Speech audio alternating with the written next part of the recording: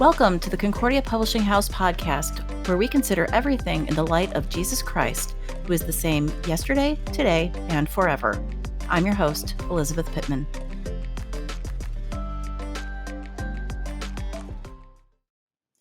Welcome to the Concordia Publishing House podcast. I'm your host, Elizabeth Pittman.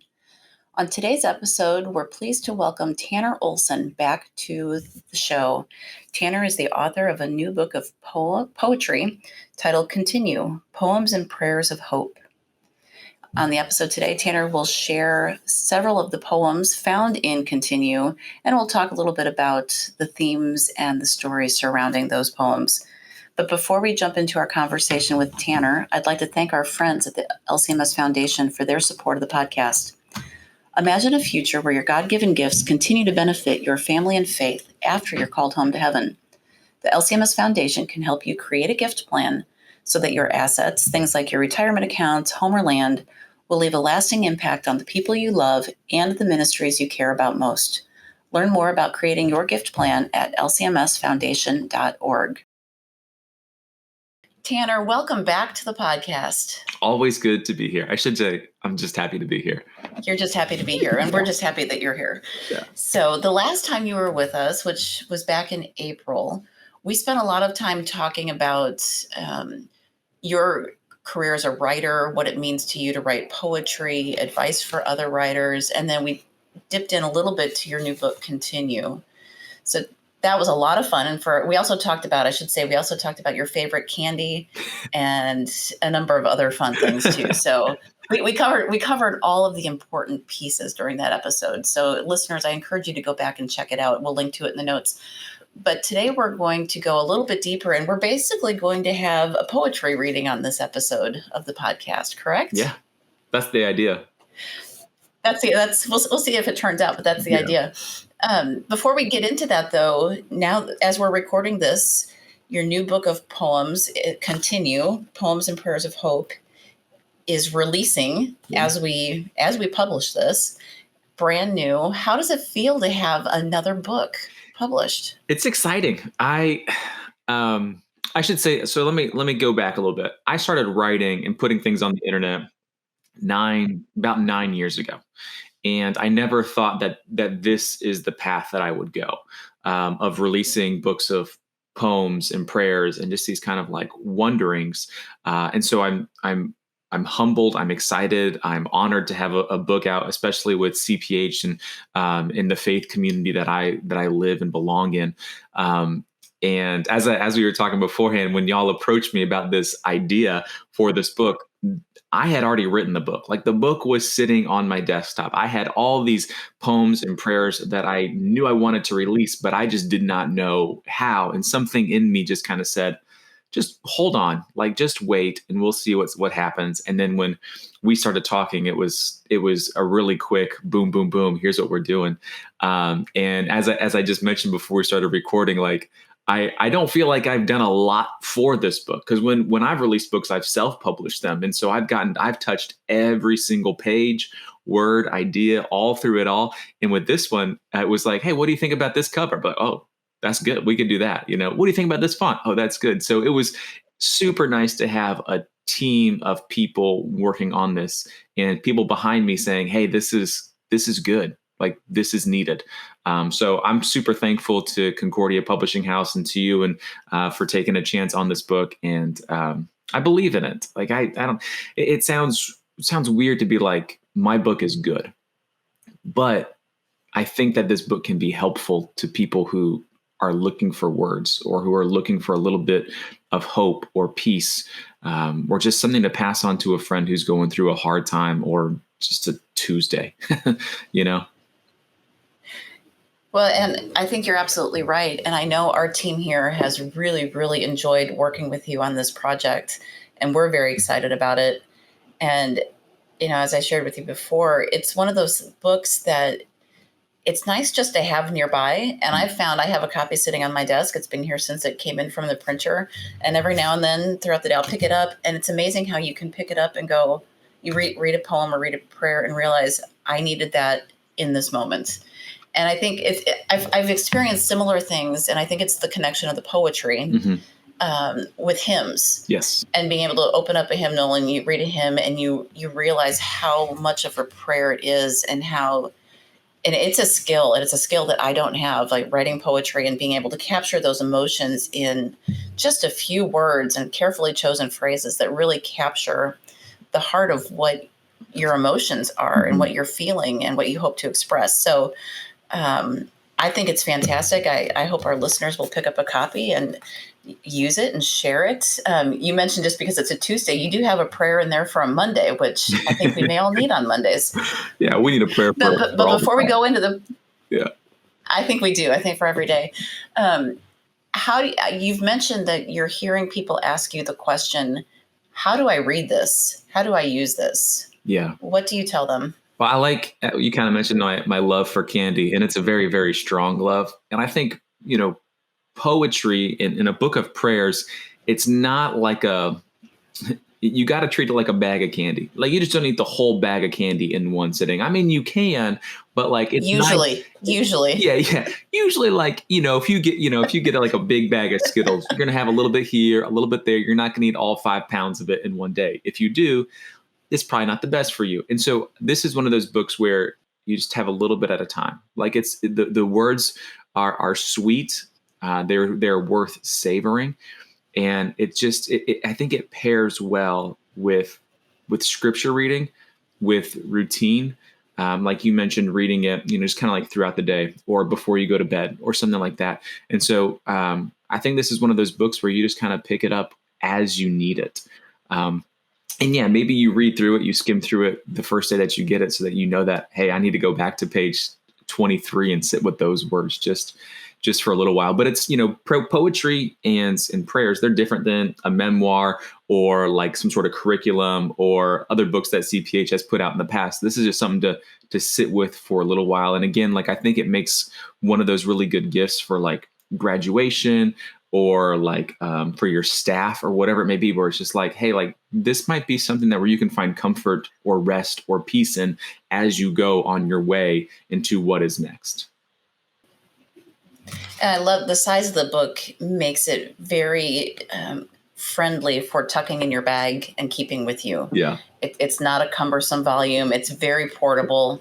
Yeah. And, there's lots of white space. And I think if you wanted to journal along, or you wanted to do some visual faith along with the poetry, there's loads of room for that as well, to surround the words. So it's very, very well done. Yeah, I handed it to. So let's move to our. I handed it to a friend the other day. I gave it to him as a gift, Pastor Ryan Tinetti in Arcadia, Michigan, and he's looking through it. And then we went for a walk, and he just put it right in his back pocket and we just kept walking. And he was like, "This is my, like, I haven't read it yet, but this is my favorite feature so far, is that I can just carry it with me as I go. Like, it fits anywhere." And that's what I like about it. Absolutely. Yeah. No, I think that's a great feature. And I think our listeners and readers of the book will appreciate that. So let's move on to our podcast poetry reading portion of this episode. And let's start with the poem titled New. Yeah. And for any of our listeners who have a copy of the book already, or have it as they're listening to this, that's on page 22. Mm-hmm. Yeah. This is a poem called New. And I write all the time. And sometimes it's hard for me to remember what I was doing when I wrote something. But this poem, I remember quite vividly. It was middle of the pandemic, and I woke up early once again. I just had a hard time sleeping during that season. And I went for a walk. And then as I was walking home, I just kind of jotted this down on my phone and put it together later on. So it goes like this. I walked up the street toward the rising sun. Again, I couldn't sleep. My mind was moving, and I decided my feet should as well. Light slowly pushed the dark aside as I climbed the hill outside our home. Shadows followed as the late fall breeze rolled toward me. I pushed my hands deep into my pockets and pressed on. I inhaled, closing my eyes for one step, two. Cool air scratched down my lungs. I watched my breath escape before now open eyes. I thank God. The start of my morning prayer. I felt known. I felt new. An invitation to begin again.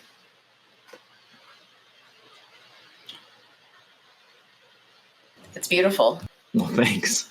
So you were walking in I was presuming Nashville at the time? Yeah. So walked right out our front door and walked up the hill right by our house, and it was just one of those mornings where your head is a little bit louder than you want it to be, and the sky is grayer than you want it to be, and the air is cooler than you want it to be, and you just want peace. Like, you just want to exhale. You just want to, kind of like it says at the end, like, you just want to feel known. You just want to feel new. You just want to know that you're invited to begin again. And I think, and part of that, as the life of a Christian and a follower of Jesus, like, yeah, there are times to rest, there are times to be still, but there are times where it's time to take a step, and you step into the unknown and you step into the uncertain, and you see that the truth meets you there as well. So that's kind of the background. It can feel heavy. Oh. No, and those feelings can feel really heavy, but then when you make the connection that when you do feel known, that can remove the heaviness and can just offer that sense of calm and peace that we need as we do take those steps. It just, at least it creates a little bit of space for you to remember the things that are true. And I talk about this a lot in my writing, but I'm good at forgetting the things that aren't true. I'm good at remembering and believing the lies or the schemes or whatever we want to call it. But sometimes I'm not as quick as I want to be to remember that I'm new, to remember that I'm known, to remember that I'm forgiven. And, writing helps me remember those things. No, I think that's just a fantastic thing for us to all remember. We're going to move on to a poem titled Everything I Do Matters on page 92. Yeah. So Everything I Do Matters. This one came from a place of me thinking that I'm not good enough at what I do, or that I'm somehow behind, chose the wrong career path, made the wrong choices, and that nothing I do matters. So anyways, let me read it, and then maybe you have a question or something. But it goes like, I'm sure a lot of us have had those same feelings though too. So what? I'm not the only one. No, you are not the only one. Okay, it goes like this. I am learning to not give up on myself. Everything I do matters. There is purpose in every breath, and every step, every no, and every yes. Your mercy is new every morning, even this one and the one before. And it will be there tomorrow too. And tomorrow is a good day to not give up on myself. Everything I do matters. This I am coming to believe. Yeah. I would imagine that as you have been traveling and speaking to different groups, that you've probably had people come up to you and share conversations where they've mentioned a poem that they've read of yours or heard you speak at some point and had a reaction of, that mattered to me. I needed that. Thank you. Mm-hmm. Yes. And so it's kind of a nice reminder that, even when we don't, it can be hard to remember that as we go about our daily tasks and responsibilities, that even if we don't feel like it, what we do matters. God has a plan for everything that we're doing. Yeah. And I think a lot of us find ourselves in the position, or we could at least say that what I do is a very thankless job. Like, I don't know a lot of people who are constantly being praised for what they do. I think about the stay-at-home mom. I think about the janitor. I think about the person who didn't live up to the expectations that they had for themselves, and they're just working a job, but it's not their dream job. But it matters, right? And I think, like, sometimes we need to remind ourselves of the things that are true, and because people aren't always going to speak up and say the things that are true to us. And so it's just like, no, we have to remind ourselves of the truth. Like, we have to remind ourselves the tomb is still open. We are still forgiven. And yes, what we do, it does certainly matter. But I think it's far too easy for people to be quick with the criticism or quick with the blame or the complaint.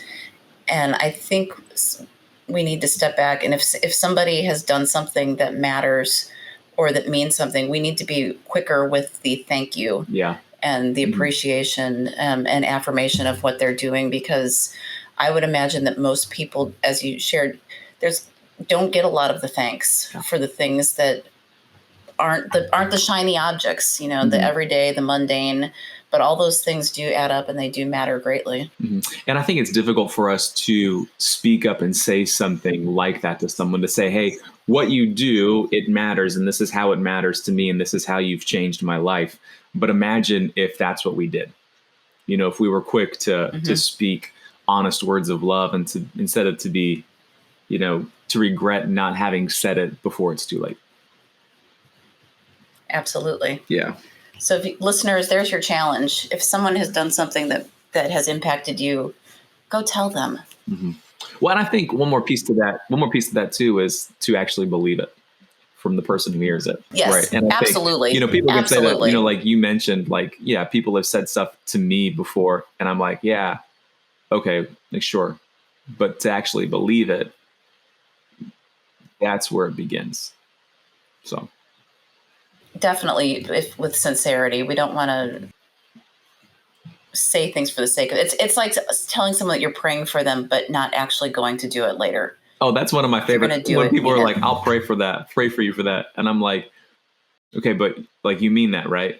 Please do. Please do. Our pastors tell us, if you tell somebody that, stop and do it right then and there. Yeah, because you're gonna forget. You don't walk away and say you'll do it later. You do it right then and there. Yeah. Okay, we're gonna go back 2 pages to a poem titled "Home in My Heart" on page 90. Yeah. So, like we mentioned, this is a book of poems and prayers, and so this is. And sometimes you'll read a poem and you'll be like, well, maybe that's a prayer. And sometimes you'll read a prayer and you'll think, well, maybe that's also a poem. And the answer, if you're thinking, is probably yes. Those can be both. So this is a prayer, but it also can probably feel a little bit like a poem as well. And so the prayer goes like this: God, make a home in my heart. Let me exhale with peace. Remove my need for answers. Replace my desire to be correct. Let life return to my soul like when I was a child. Dismantle and repair and repeat as only you can do. Teach me to be me again.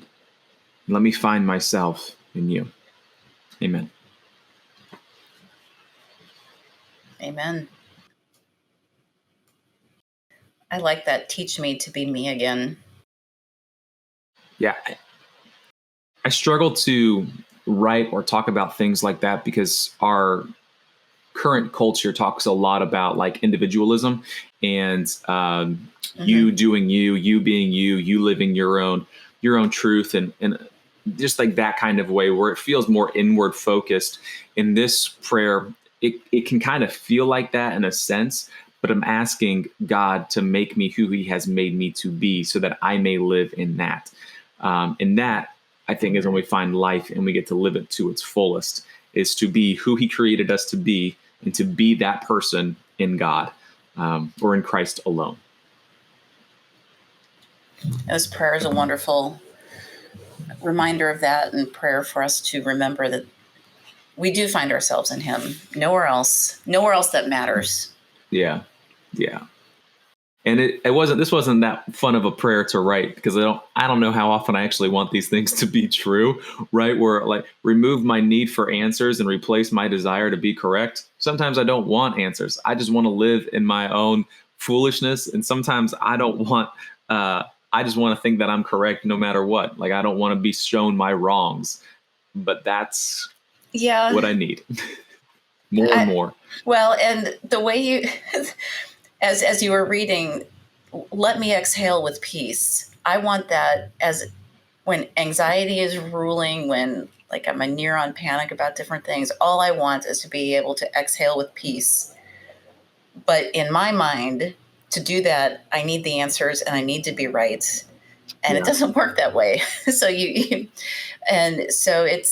is challenging, and it's hard to, when you want the answers and you want to know what's coming, to be patient and trust that God has it And I think we often know that in our head, but it's often hard to get deep into our core. At least it is for me. Yeah. Yeah. It's true. So I'll go through a moment of panic and anxiety, and then at some point it settles down, and I cry. I'm like, Oh, fool, yeah. it's going to be okay. Yeah. Well, and I think So- sometimes it's okay to have that reaction to something, as long as we get to the point where we're like, oh yeah, that's right. He's in control. And I think He's got this. Yeah. And I don't know, maybe this is true for you. I think it's been true for me as well. Like when I have those moments of freak out, like they used to last longer than I wanted to admit. And my time is cutting down slowly. It's like running, right? Like when you first start running, it's not going to be pretty, but pretty soon, like, all right, we have a better pace. And so I'm like slowing down sooner rather than later, unlike I used to. Yeah. I think I definitely have experienced something similar, and I do find that when I'm more diligent about keeping that white space in my routine and that devotional time in my routine, I definitely get there a lot faster. Yeah. And it's a discipline. It's a discipline, and being self-aware enough to realize that I've hit a panic stage. I need to dial it back and refocus on God so that I can calm down, because He's got it and I don't. Mm-hmm. Yeah, that's good. So our final poem for today is on page 79. And this one is titled Through It All. Yeah. So this one, it goes like this. Lord, most days this side of heaven doesn't make sense. Yet I believe your goodness still triumphs over my wondering. Through all of this, may we remember that you are holy. Through uncertainty and pain, through fear and shame, through sleepless nights and days that seem to repeat, through unanswered questions and feelings of defeat. Through it all, you are holy. Amen. Amen. Yeah. What were you processing or thinking as you wrote this poem, or this prayer and poem? Yeah. I think it comes back to my wanting to remember that God is holy no matter what. I can't quite remember where I was when I wrote this, but I can assume that something really bad was happening in the world at the time. So anything in the last, like what, 100 years, like it could have been whenever. Yeah. But it's that really that second line where yet like nothing on this side of heaven makes sense, but I believe your goodness still triumphs over my wondering. I am somebody who is really good at wondering, at overthinking, at letting my mind just drift in places it doesn't need to go. And so when I get pulled back, I'm reminded that yes, even in this, God is still holy, right? And He is still good. And sometimes my definition of good needs to change. No matter what, He is good. Mm-hmm. And sometimes I need to see that just a little bit differently, and to understand that the way that I view good is different than the way that God views good. Yeah.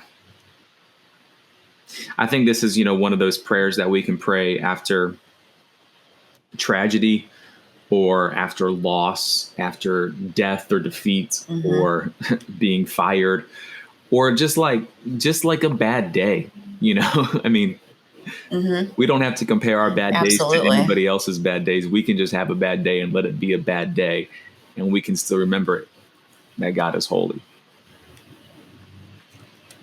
Through it all, He is holy.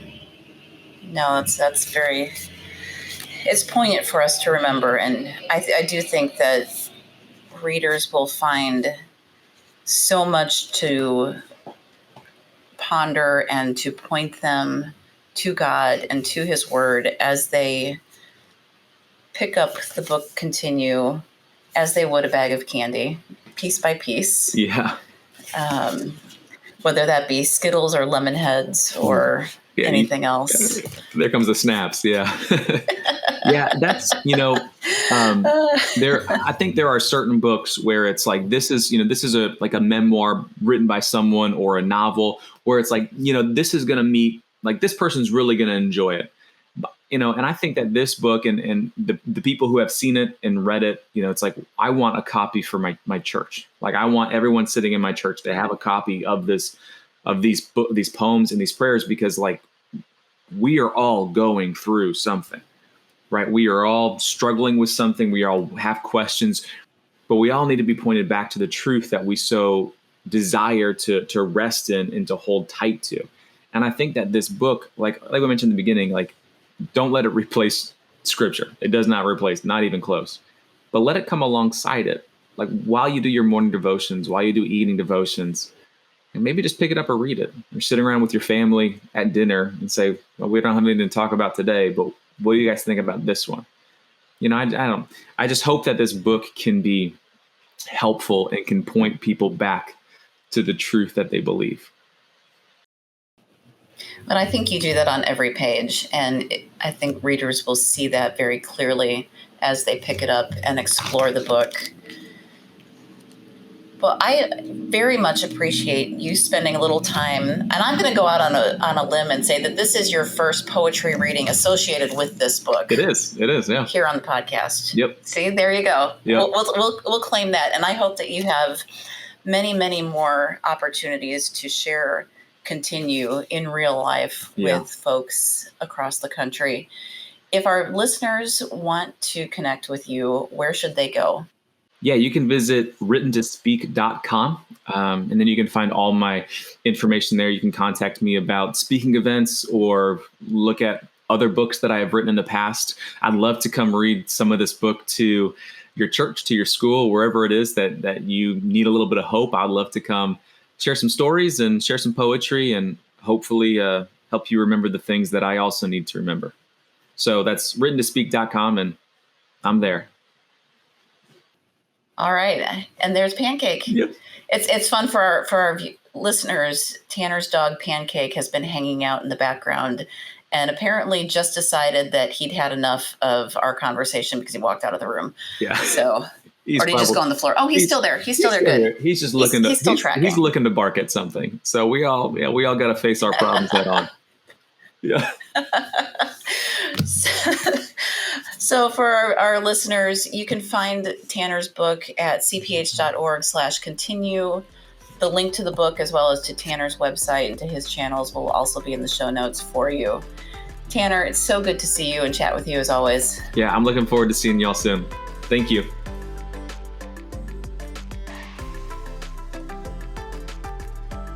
Thank you for joining us on this episode of the Concordia Publishing House podcast.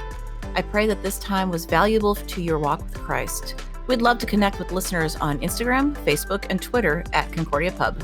Visit cph.org for more resources to grow deeper in the gospel.